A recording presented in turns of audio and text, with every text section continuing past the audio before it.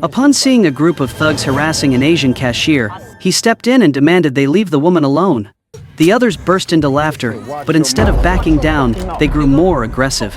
One of them pulled out a gun and pressed it directly against Mercer's head. The story is set in Los Angeles in 1992, a time of social turmoil and racial tensions.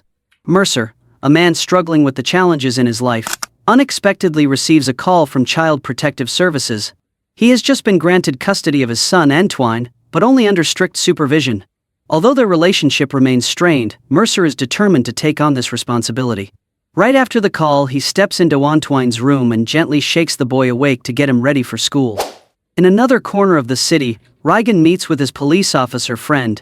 He proposes one last job, a heist that, in his eyes, will be their way out, a chance for both of them to leave behind their criminal past and return to a normal life. Meanwhile, Mercer prepares breakfast for Antoine, but the boy refuses, keeping his distance from his father. The radio broadcast's troubling news coverage of the Rodney King trial dominates the headlines, signaling the unrest that is about to erupt. Rodney King, a black man, was brutally beaten by a group of white police officers. The footage of 4 officers repeatedly assaulting an unarmed man sparked outrage, drawing the attention and anger of the black community.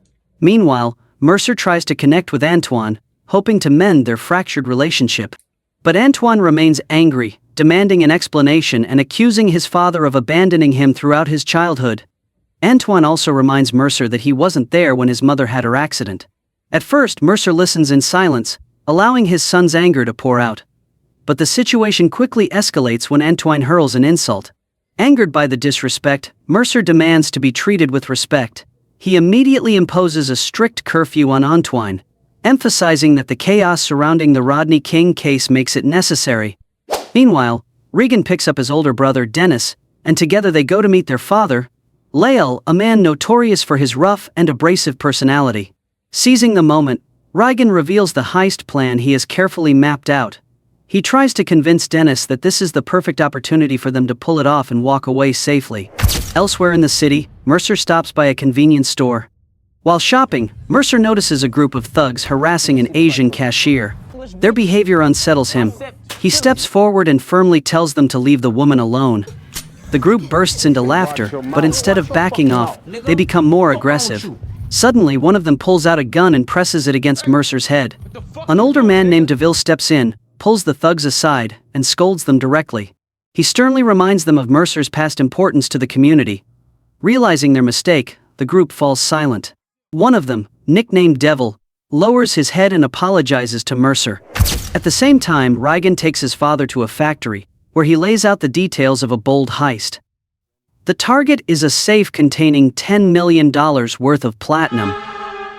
Regan explains the plan, sharing blueprints of the factory and insider information from a reliable source. He describes the safe as nearly impenetrable, protected by a state-of-the-art alarm system. If the alarm is triggered, a metal cage will automatically lock around the safe, making access nearly impossible. Regan confidently presents his plan, but his father remains skeptical. He believes the heist is too risky. With a stern expression, he continues to question, "How do you plan to get past the factory's tight security? What about the countless surveillance cameras?" His father's doubtful words not only spark concern but also leave Regan feeling frustrated and disappointed. However, Regan doesn't argue, he remains silent and quietly drives Lel home. Meanwhile, at the factory, Mercer is also present. He works there, and is seen collecting access cards and keys at the security checkpoint. As he passes through, he has a brief conversation with Joseph, the head of security. They exchange a few words, mostly about the Rodney King trial, a topic that is shaking the entire city. Joseph expresses concern about the rising tensions in the community, believing that if the jury delivers an unfavorable verdict for the black victim, riots could break out. After that, Mercer begins his shift, and the story shifts to Regan and Dennis. Regan remains frustrated that their father outright rejected the plan, but Dennis doesn't abandon his brother. He continues to support Regan, helping him stay motivated and focused on the goal ahead. Later that day, shocking news rocks the entire city, as the jury declares the officers involved in the Rodney King case not guilty. This verdict ignites outrage within the black community, sparking widespread protests across Los Angeles. Returning home from school, Antoine is stunned to see smoke and chaos erupting near his own neighborhood. Outside, a liquor store is being looted. Inside the house, the TV screen is filled with images of the riots, showcasing the massive scale of the protests spreading across the city. At the same time, Regan watches the news with a calculating gaze. He realizes that the police are struggling to control the situation, and this could be the perfect opportunity to pull off the heist. With law enforcement stretched thin, Regan immediately picks up the phone to call his father. To his surprise, this time, Lel doesn't object. He agrees to move forward with the plan.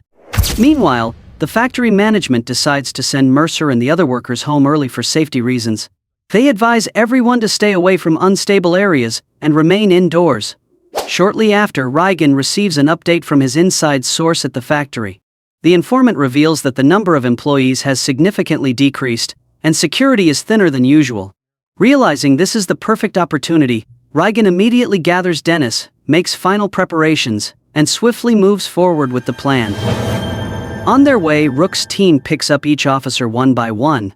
When they stop by Copeland's house, they find his pregnant wife, visibly anxious about her husband's involvement. Trying to reassure her, Copeland gently holds her hand, telling her to stay inside for safety before quickly leaving with his team. Meanwhile, at the factory, Mercer grows increasingly uneasy about Antoine's safety.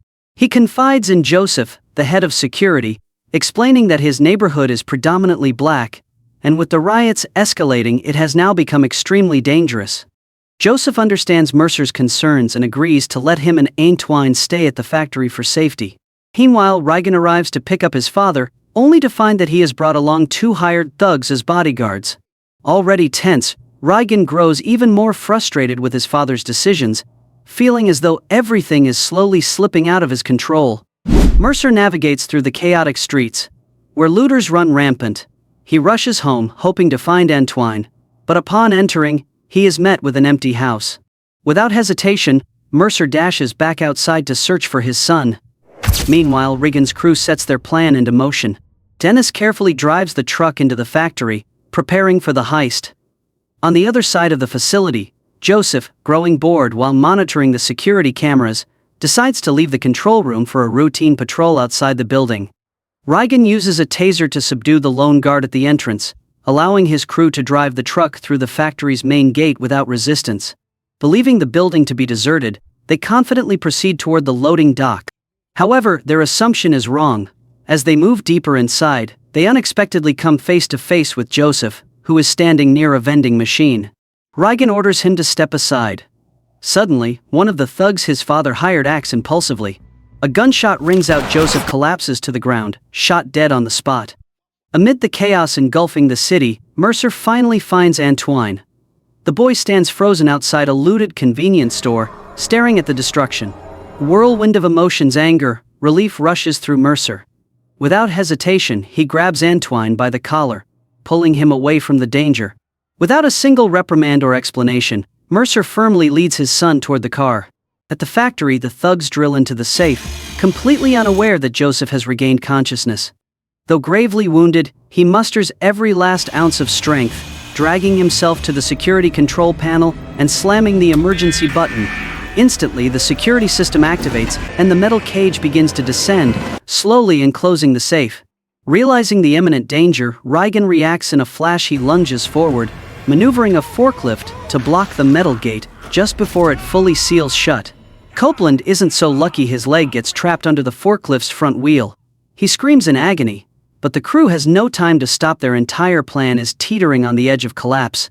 Regan panics, frantically trying to reverse the forklift to free Copeland, but his father coldly stops him. Lel insists that if they move the forklift, the metal cage will drop, ruining the entire heist. Regan is furious. He screams in his father's face, cursing him for his ruthlessness and selfishness. Years of bottled-up resentment explode. He unloads all his anger, condemning a man who has always put his own interests above everything else, even the lives of his own crew. Lel coldly orders the thugs to take the forklift keys, preventing Regan from reversing. Helpless, Regan watches as Copeland writhes in agony under the crushing weight of the wheels, while his father remains focused solely on completing the heist. At the same time, the alarm triggered by Joseph reaches the authorities. A patrol helicopter is deployed, circling above the factory to assess the situation. Elsewhere in the city, Antoine suddenly throws open the car door and bolts. He dashes toward the protests, as if that was where he truly belonged. Mercer quickly grabs Antoine, pulling him back to the car before he can run into the crowd.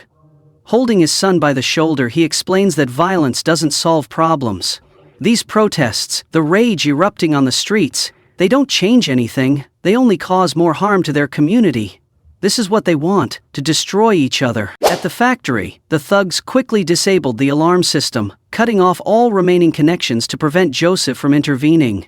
To ensure there were no more obstacles, they fired their guns again. As Joseph fell, they continued their work, focusing on breaking into the safe. At the same time, Mercer and Antoine witnessed a horrific scene on the streets. A group of black men were attacking an innocent white couple. Without hesitation, Mercer stopped the car and rushed into the conflict. He subdued the thugs, freed the couple, and urged them to leave. At the factory, the thieves put all their efforts into breaking into the safe. However, their plan was interrupted when a police helicopter appeared. From the air, the officers observed the area using binoculars and sensors, but found no signs of suspicious activity. They decided to leave, allowing the thieves to continue with their plan. Meanwhile, Mercer and Antoine were stopped by the police due to a curfew order. Without any explanation, the officers roughly pulled the two of them out of the car. They began searching the vehicle without just cause, their eyes full of suspicion, as if Mercer and Antoine had committed a crime simply because of the color of their skin. Unable to find any evidence to charge them, the police let Mercer and Antoine go without an apology. This experience left Antoine stunned.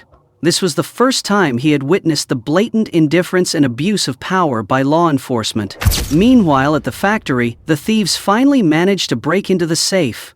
The door opened to reveal a massive amount of platinum, a treasure worth millions of dollars. Seeing the loot in front of them, they rejoiced. Regan quietly left the group and went to prepare the truck for their escape. At the same time, Dennis entered the bathroom, trying to wash the blood stains still on his hands, as if attempting to cleanse himself of the sins he had committed. Mercer took Antoine to the factory. As they got closer, he quickly noticed something unusual. The head security guard was not at his usual post. Mercer decided to go inside to investigate.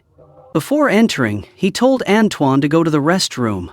No one expected that Antoine's sudden appearance would startle Dennis. Reflexively, Dennis pulled out a gun and aimed it straight at the boy. When Mercer discovered Joseph's body, he didn't hesitate. He grabbed Joseph's gun and cautiously moved deeper into the factory. Just then, the thugs spotted Mercer and immediately opened fire. He managed to dodge in time, narrowly escaping death. But another fear quickly set in. Antoine was gone. Mercer rushed toward the docks where the main electrical control panel was located. With no other choice, he decided to cut the power to the entire factory, giving himself an advantage in the darkness. Taking advantage of the chaos, Mercer quickly engaged in a fight with one of the thugs. He subdued and knocked him out. Wasting no time, Mercer rushed back to the docks, where he saw Regan hastily driving the truck to escape. Mercer ambushed Regan, delivering a powerful punch that knocked him unconscious instantly. He dragged Regan off to interrogate him, determined to uncover the truth. Meanwhile, Dennis took Antoine to meet Lel. In front of Copeland, who was writhing in pain after having his leg amputated, Lel began to interrogate Antoine. Mercer tried to interrogate Regan to learn the robber's plan, but he received no useful information. However, he quickly pieced together the events and realized their true target: platinum. Quietly entering the security room, Mercer witnessed Lel threatening Antoine. In the corner of the room, Copeland groaned in pain, his screams growing louder. Unable to endure any longer, Lel raised his gun and fired several shots, ending Copeland's life right then and there. Lel's brutal act left Dennis and Antoine in shock. Antoine tried to convince Lel that he had come to the factory only to look for his father, who worked there. His sincere explanation, along with his panicked expression, seemed to move Lel. He allowed Antoine to leave without harm. However, at that moment the thugs returned, reporting to Lel that someone had captured Regan. Furious at the news of Regan's capture, Lel grew suspicious of Antoine. He called the boy back and accused him of lying about his father. Lel then decided to use Antoine as bait to flush out whoever had captured Regan. To ensure Antoine couldn't escape, Lel kept him close and ordered his henchmen to search the truck. During the search, the thugs discovered that the truck's rotor had been removed, rendering the vehicle completely useless. Meanwhile, Mercer managed to escape from the safe room and tried to signal a patrol helicopter for help. He waved his arms desperately, but the helicopter flew past without noticing. Realizing he had to figure things out on his own, Mercer tried to calm himself, but just then, a thug ambushed him from behind. A fierce struggle broke out as the thug fought to reclaim the stolen rotor, the crucial part needed to get the truck working again. Mercer refused to back down, fighting back fiercely. He struggled to reclaim his weapon and fired, the bullet hitting the thug, causing him to stumble and crash through the glass roof of the safe room. He fell unconscious right in front of Lel and Antoine. Mercer quickly returned to Riggin, tying him up tightly. Looking at the injured, bound man, Mercer then revealed a shocking truth. Lel had just killed a black member of his own gang, right in front of his son. Regan was stunned when he realized the victim was Copeland, his closest friend. This brutal truth made him turn against his own father. Meanwhile, El and another thug poured acid into the vault and various items in the room, aiming to destroy all evidence. The chemical fumes were overwhelming as they carefully packed the platinum bars into bags, preparing for their escape. Once everything was set, the group quickly moved to another location. In another corner, Dennis sat down beside Antoine, trying to ask him if he knew where Riggin was. Antoine firmly insisted that he had no idea. Lel realized that time was running out. He quickly contacted Mercer over the radio, proposing a deal. Mercer had to come to the dock to exchange Riggin without any weapons. Riggin, fully aware of his father's ruthless nature, immediately warned Mercer, "This is a trap. He would never leave witnesses alive." And with Antoine there, the boy would surely become a target. Realizing the level of danger, Mercer immediately devised a counter-plan. He convinced Regan to cooperate. At the dock, Dennis loaded the cargo onto the truck, while Lel retrieved the rotor and repaired the vehicle. The truck was now able to start, ready for the escape. However, Lel's intentions became darker than ever. Not only did he want to leave, but he also decided to kill Antoine to avenge the death of one of his men at Mercer's hands earlier. However, Mercer reacted quickly. He shoved Regan toward the truck to take cover while drawing his gun and opening fire. A gunfight broke out. Amid the chaos, Dennis was struck by a stray bullet. Despite his injury, he still managed to load the last of the platinum onto the truck. Regan immediately rushed in to help, completing the loading process. Meanwhile, Mercer and Antoine quickly climbed into the driver's seat. With the engine roaring, they hit the gas and sped off, taking the platinum with them. Blinded by greed and rage, Lel stole Mercer's truck right near the factory gate. Along with his last remaining henchman, he sped off, determined to chase the truck down. Meanwhile, Dennis writhed in pain from his wound in Regan's arms. Watching his friend weaken, Regan was filled with anguish and hatred. The loss left him uncontrollable. In a fit of rage, Regan suddenly opened the truck door, aimed his gun at his father's vehicle, and pulled the trigger. El immediately retaliated, pulling the trigger and shooting Regan directly in the chest. Though in excruciating pain, Regan still mustered the last of his strength to fire, taking down his father's henchman, but shortly after, he collapsed. The sudden gunshot caused Mercer and Antoine to lose control of the steering. The truck went out of control, crashing violently. The impact destroyed the vehicle, and the precious platinum bars scattered across the ground. Eliel rushed to the scene. When he saw the platinum scattered everywhere, he was furious. But then he saw Gregan, his son, was dying, weakly clinging to life. For the first time in his life, Lel felt a flicker of regret. Slowly he approached, kneeling beside his son, apologizing for failing as a father. Then he raised his gun and pulled the trigger, ending Regan's life. Despite being severely injured, Mercer began to drag himself out of the wreckage of the truck. Eliel turned, aiming his gun at Mercer. Another gunshot rang out. Eliel collapsed. The one who had pulled the trigger was Antoine. Mercer looked at Antoine and then suddenly pulled him into a tight embrace. Without hesitation, they climbed into the remaining vehicle, revved the engine, and sped off, leaving behind the horrors they had just endured.